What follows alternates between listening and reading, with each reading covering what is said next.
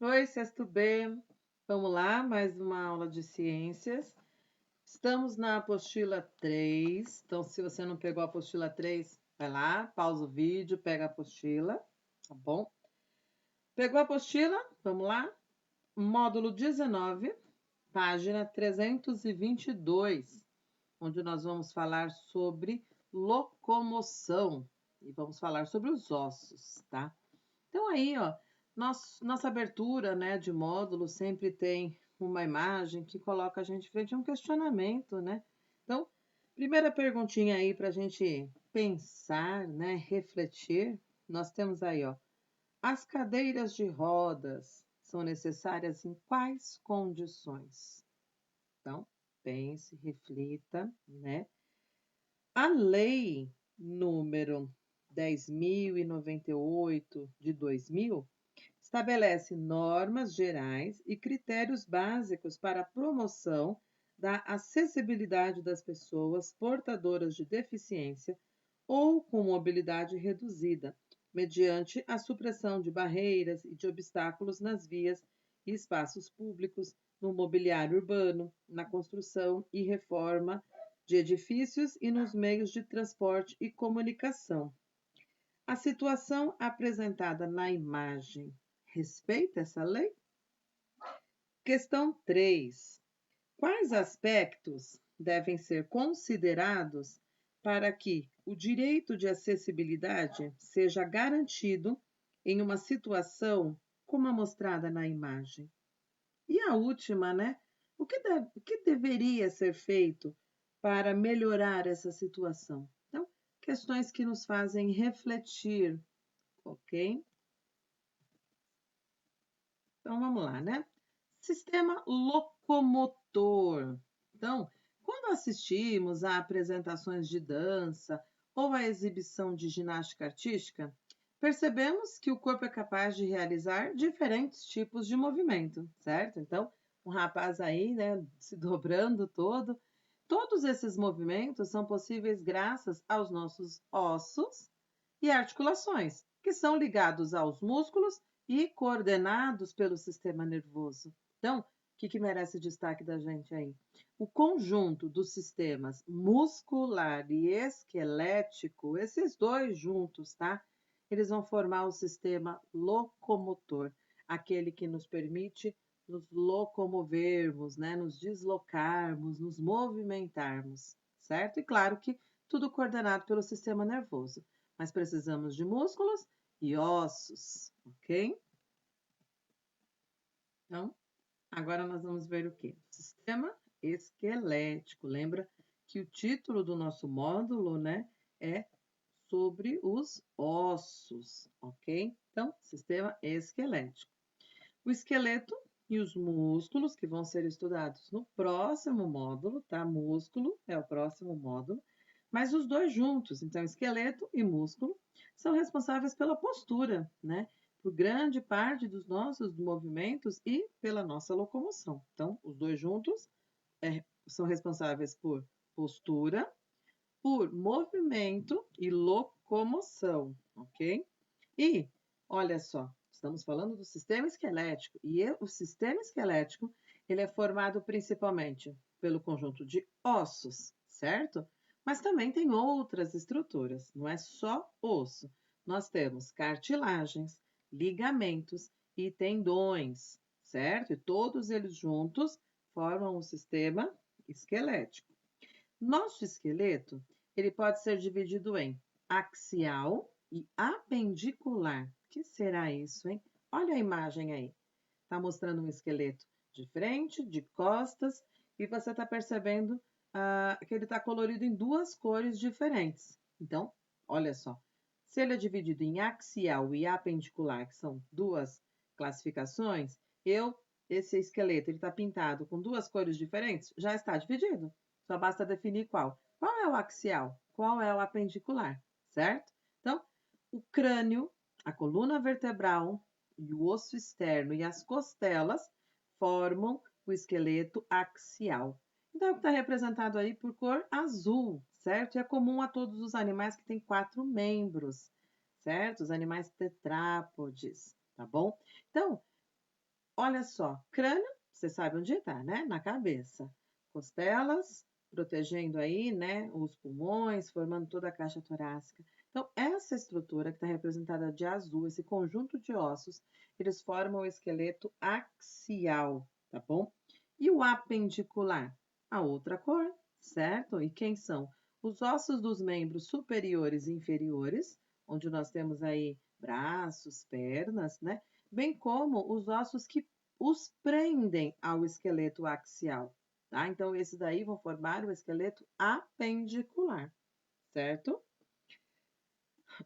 Além da postura, lembra? Dos movimentos em geral, outra função do esqueleto, proteção. O crânio e a coluna vertebral, eles protegem o encéfalo e a medula espinal, tá? Que fazem parte aí do sistema nervoso. Você sabe que dentro do seu crânio tem o cérebro, e o cérebro faz parte do encéfalo e precisa ser protegido. Lembra que é uma estrutura importantíssima, né? Todo o seu sistema nervoso precisa ser protegido. E nada melhor do que ser protegido por ossos, né? Que são resistentes. Agora, as costelas e o externo, eles vão proteger órgãos essenciais. Então, nós temos aí nas costelas os órgãos como o coração, os pulmões, os rins, o fígado, tá? Órgãos que são indispensáveis na nossa vida, tem que ficar bem protegidos também. Olha só, outros tipos de esqueleto. Como assim outro tipo de esqueleto? Porque toda vez que você fala em esqueleto, você já lembra da caveira, não é assim? Então, vamos entender melhor isso daí, ó. Outros tipos de esqueleto. Então, a ideia de esqueleto remete em geral à figura da caveira e do conjunto de ossos articulados muito usado em filmes. Porém, o conceito de esqueleto prevê um sistema que garanta sustentação e pontos de apoio para os músculos. Então, nesse sentido, minhocas e outros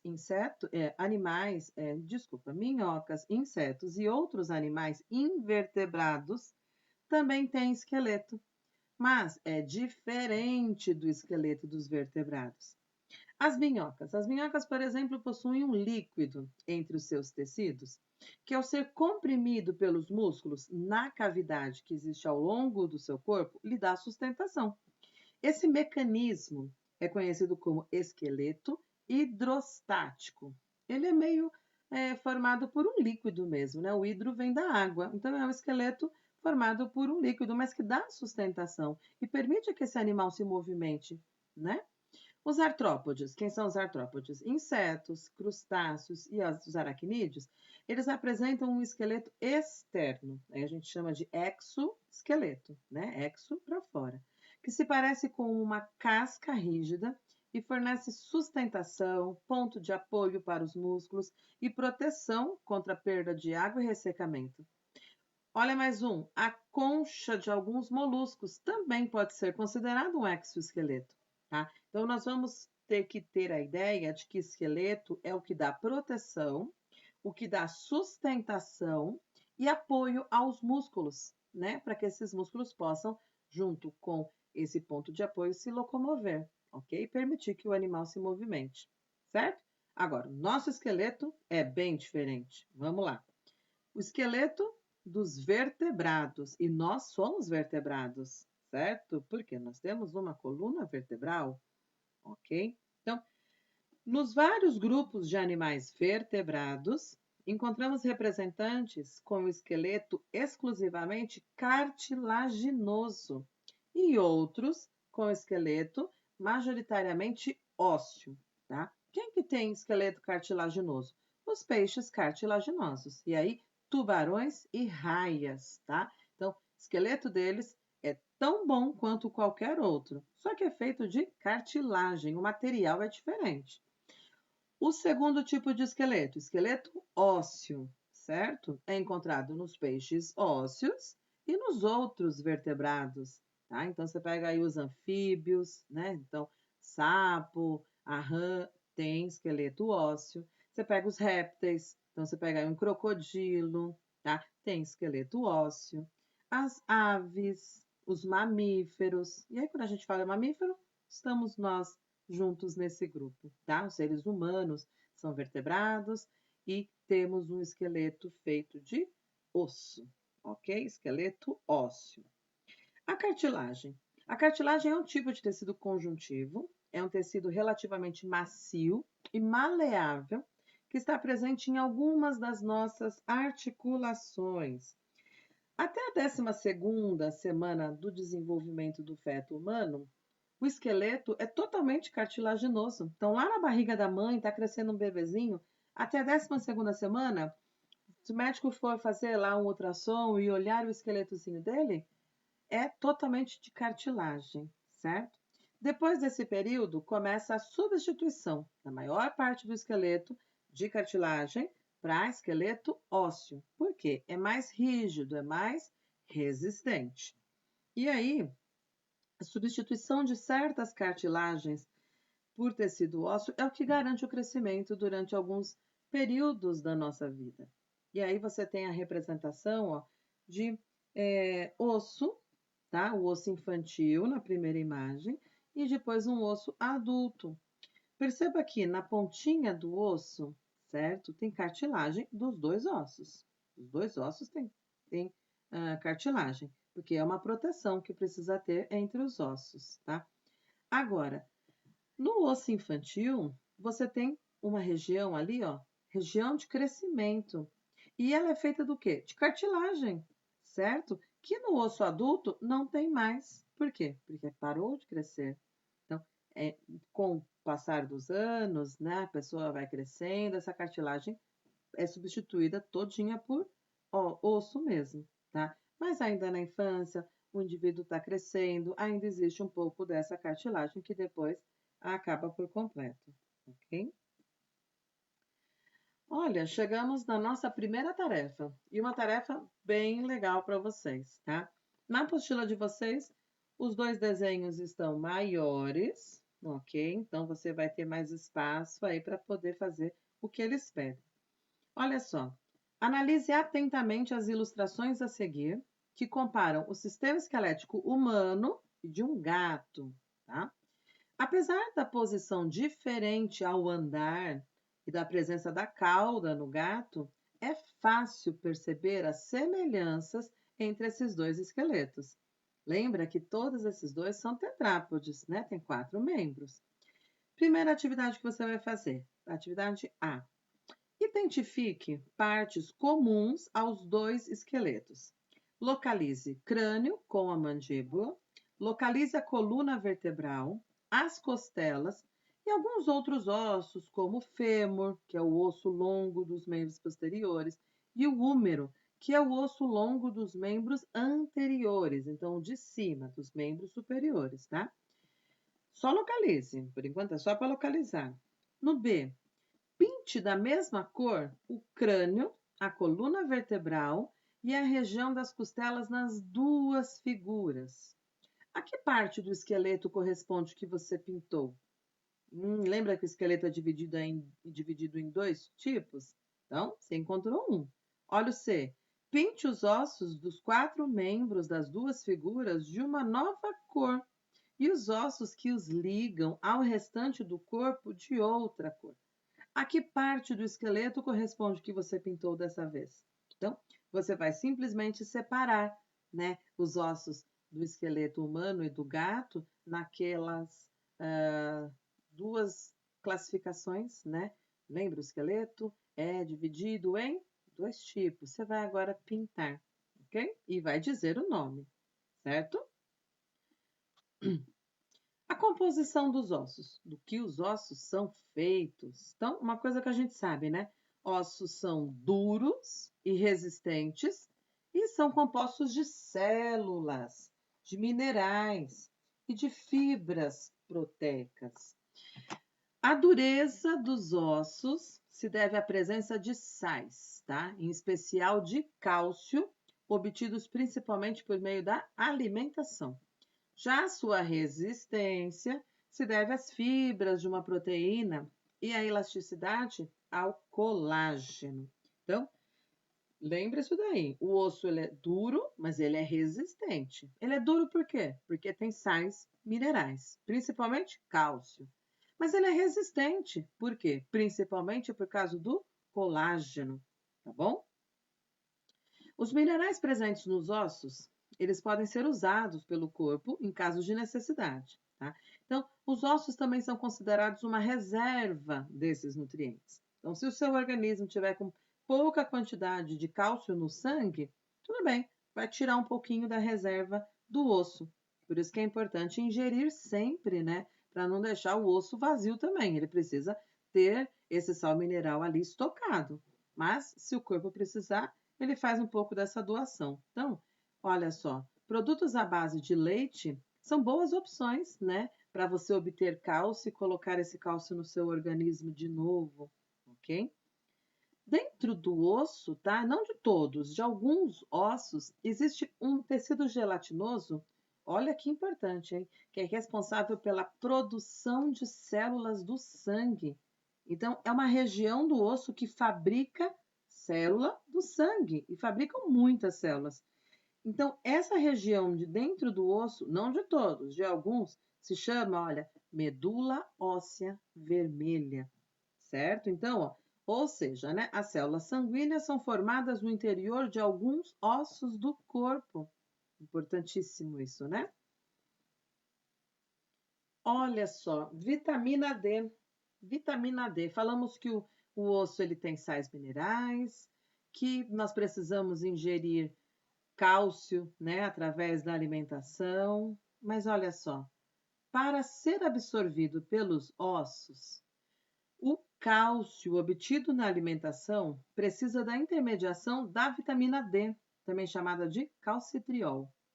Esta, por sua vez, dificilmente é obtida nos alimentos, mas, olha que coisa boa, é fabricada por nosso organismo a partir do colesterol, que é um tipo de lipídio.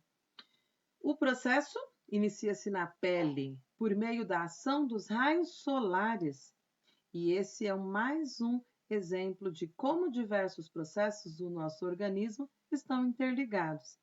Outra forma de aumentar a absorção de cálcio nos ossos é, olha que interessante, praticando atividades físicas de baixo impacto, como caminhadas, corridas, sempre com acompanhamento especializado para evitar contusões. Não vai sair correndo por aí, né?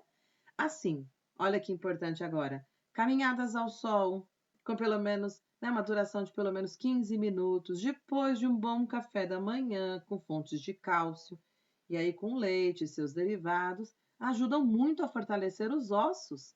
Então, para isso, escolha horários adequados para se expor ao sol, principalmente entre 8 e 10 da manhã, certo?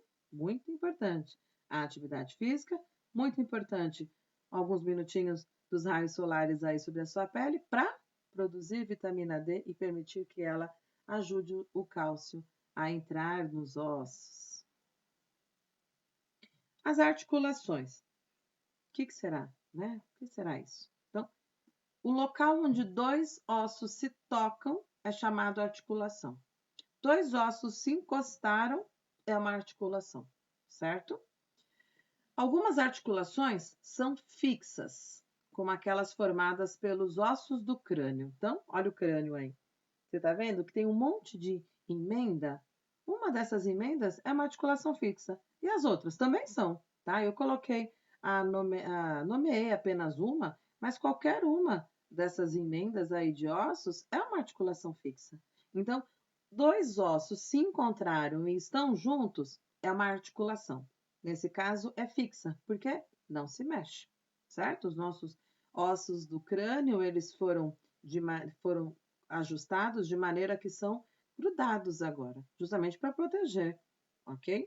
Agora, existem outras articulações que são móveis, como as articulações do joelho, e você consegue dobrar o joelho sem dúvida nenhuma, né? Então, as articulações móveis, elas permitem ao esqueleto realizar movimentos, e esses movimentos podem ser de vários tipos. As dos ombros, olha só, as dos ombros se parecem como bola e soquete, que possibilitam movimentos giratórios nos braços. Vira aí o seu braço, tá? Agora, as dos joelhos e dos cotovelos são como dobradiças, né? Você não gira o cotovelo para qualquer direção. É para cima, para baixo e pronto. Então, é uma articulação que tem uma movimentação diferente da do ombro, por exemplo. Então, olha, na imagem seguinte tem esses exemplos de articulações móveis e os encaixes que elas têm e os movimentos que elas nos permitem fazer. Você está vendo que cada articulação vai permitir um movimento diferenciado no seu corpo. Mas nós estamos falando das articulações móveis, porque as articulações fixas, né, como a do crânio, elas ficam paradinhas ali e conferem maior proteção, certo? Agora, tá vendo como é uma articulação? Um osso encontrando no outro e um osso deslizando sobre o outro. Então, olha o seguinte: se um osso deslizasse diretamente sobre o outro, ocorreria o desgaste dos dois, não é? No entanto, as articulações não são feitas só de osso, ok? Não tem só dois ossos unidos, tem mais coisa, tá? Então, nesse tipo de contato, existem cartilagens macias e lisas, além de uma lubrificação que é promovida por líquidos viscosos que reduzem o impacto direto sobre os ossos. Também tem o quê? Ligamentos, que garantem que a articulação permaneça no lugar. E tem os tendões, que também são feitos de tecido conjuntivo e que ligam os músculos nos ossos e aí permitem o movimento. Então, olha aqui, todos eles, né, reunidos aí nessa articulação do joelho, ok? Temos então, ó, a articulação do joelho. Claro que tem dois ossos, ok?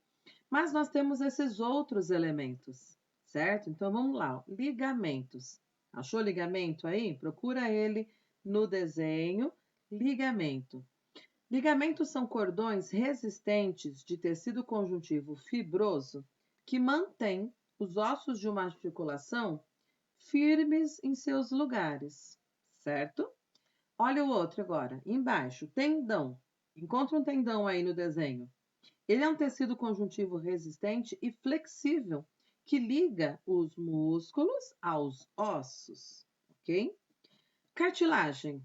Cartilagem é um tecido macio que serve para quê? Ó? Diminuir o atrito entre os dois ossos, certo? E nós temos os meniscos, que também são feitos de cartilagens e têm a função de permitir um melhor encaixe entre o fêmur e a tíbia, que são dois ossos, ok? Além de diminuir um pouco o impacto desta região, ok? Então percebam que uma articulação ela tem muito além de dois ossos se encostando. Tem estruturas que mantêm esses ossos fixos, que mantêm esses ossos ligados a músculos, tem cartilagens que evitam que esses ossos se desgastem, tá? E tem líquidos também entre essas cartilagens e entre esses ossos para que tudo deslize muito mais fácil, ok? Olha que interessante agora, fraturas. Talvez você já tenha quebrado, né, algum um osso aí e tenha vivido na pele isso. Talvez não, né? Mas olha só, apesar de a aparência dos ossos trazer à lembrança objetos sem vida, como rochas ou fósseis, o tecido ósseo é um tecido vivo. Eu falei anteriormente, né, que o osso ele é composto por sais minerais, ele é composto por proteínas, né, como colágeno, mas ele é formado por células. E essas células, elas estão vivas, tá? Então, como que eu vou lembrar que o osso é formado por um tecido vivo? Olha aí, ó. Basta lembrar que em casos de fraturas, ele é capaz de se reconstituir, certo? Não dá para reconstituir uma coisa que está lá, uma pedra. Só se eu pegar uma cola, né? Mas não vai ficar igual. Agora o osso não. O osso ele consegue se reconstituir, tá? Então, nessa imagem aí, nós temos um exemplo aí da fratura da ulna, tá? Ulna é um osso do antebraço e a fratura está indicada pela seta, certo? A seta na imagem A. Após a fratura, as células do tecido ósseo da região entram em intensa atividade, regenerando o osso após um longo e delicado processo, como está mostrando na imagem B, certo? Voltou tudo ao normal. ocorreu aí a formação de novo tecido ósseo e ele se regenerou, ok?